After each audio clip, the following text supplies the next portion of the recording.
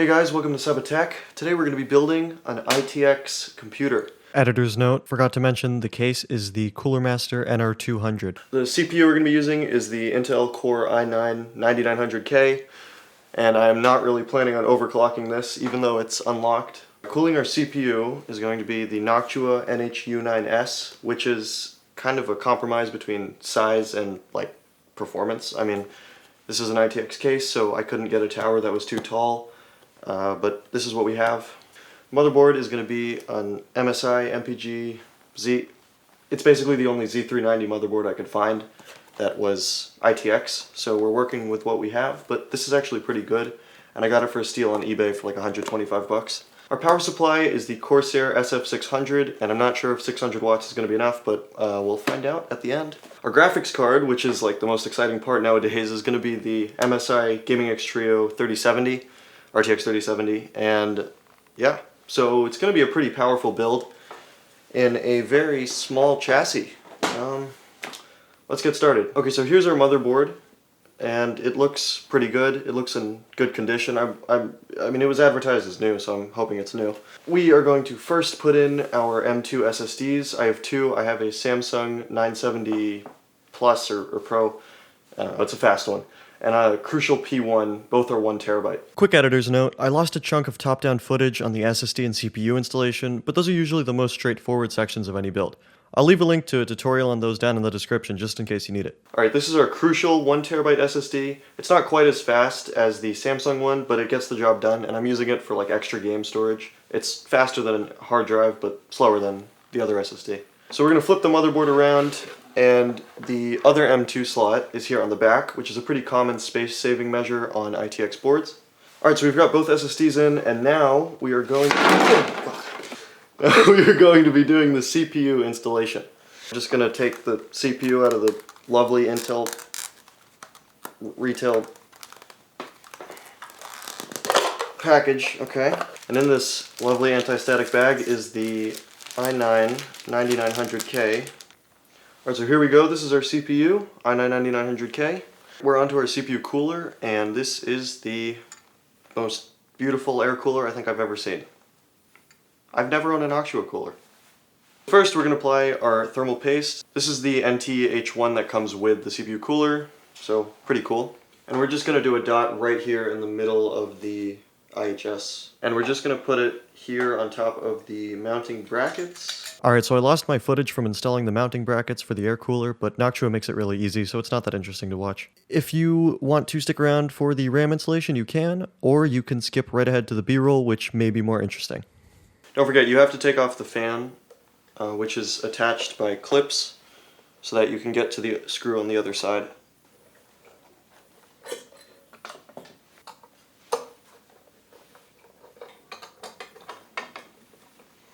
Hey guys, this is day 2 for me of building. I took a break yesterday because it got really late, but we are back, and so far we are on the RAM installation. The RAM we have today is the Corsair Vengeance Pro RGB. This is like the old Vengeance model. It's 32 gigabytes, 2x16 of course. Since we're on Mini ITX, we can only have 2 DIMMs, and it's pretty solid RAM. It's a little bit overkill actually speed-wise for our Intel processor. Now all you've got to do is align the notched part of the RAM DIMM with the slot. Of course you've got to put the retention lever back, apply even pressure on both sides, and just push it in like that. And then when it clicks, the RAM is in. Alright, so we've got our CPU cooler, RAM, and M.2 SSDs installed, along with, of course, the processor, so we are ready to move on to the power supply. Looks pretty good so far, actually. I'm really liking the look of the compact cooler, along with the compact motherboard, and there's no clearance issues with the RAM, which I was worried about because these are really tall DIMMs, so everything looks pretty good so far.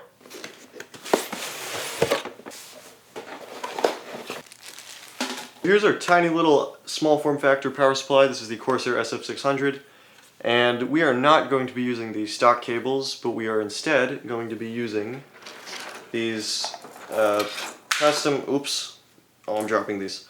These are cable mod cables. This is the carbon color. And I really like the look of these cables. I had them in my last build, so I figured why not use them. And so I went for a Corsair power supply so they'd be compatible. Oh my god, I'm dropping all of these. Okay, so first we're going to connect our 20-pin ATX cable. So the smaller part goes into this one. This is a 2x5, so that's 10 pin. And then the rest goes into the wider section.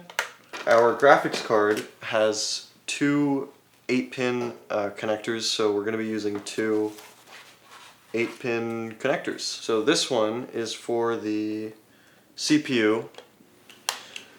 So that's the 8-pin header on the motherboard. This is our 8-pin PCI connector, so this is one of the connectors for the graphics card. And then our second one is right here for the graphics card.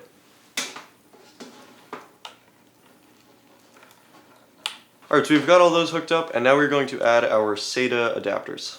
So this isn't for SATA data, this is for powering our SATA devices, and I think I'm only having a SATA hard drive in here, and maybe some RGB stuff later on. So far everything we need is hooked up, and we are now going to install this into our case.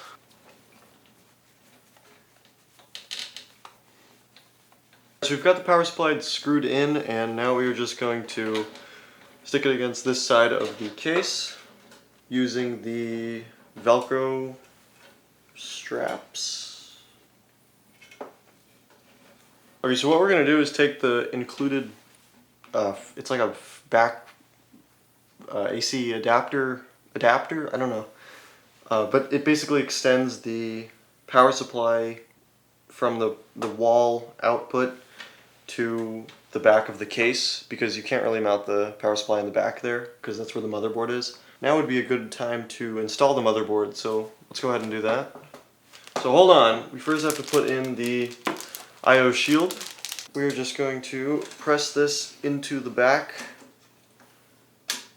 like so. Just click in all the corners and make sure it's fully in. And then we are going to put in our motherboard. Okay, now we're going to screw the motherboard in. Since it's an ITX board, we only have 4 screws to screw in on the 4 corners pretty much.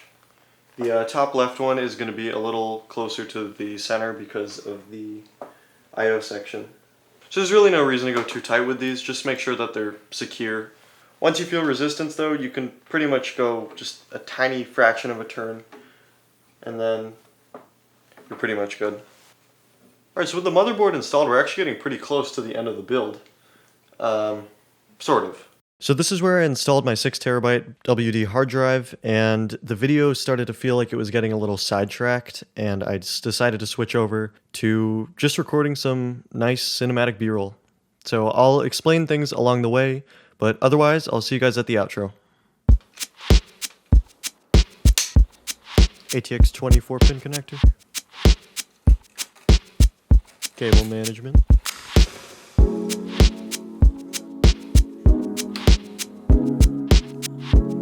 More cable management.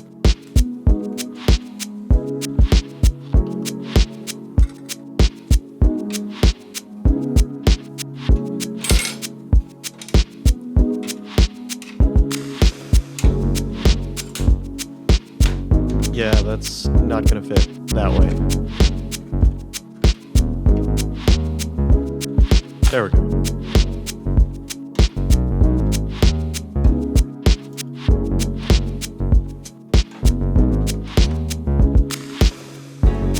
I probably should have taken this bracket off first.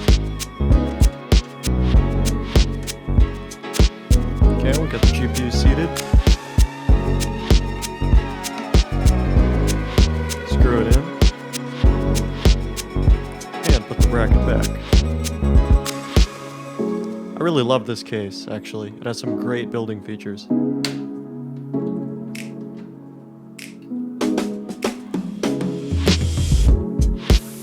Getting the GPU hooked up to the power supply.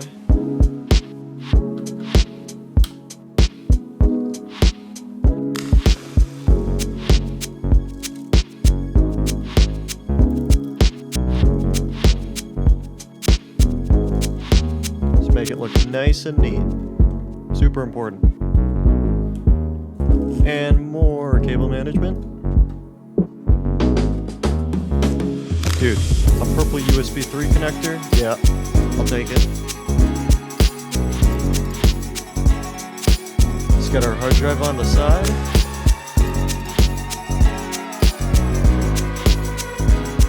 Connect it up.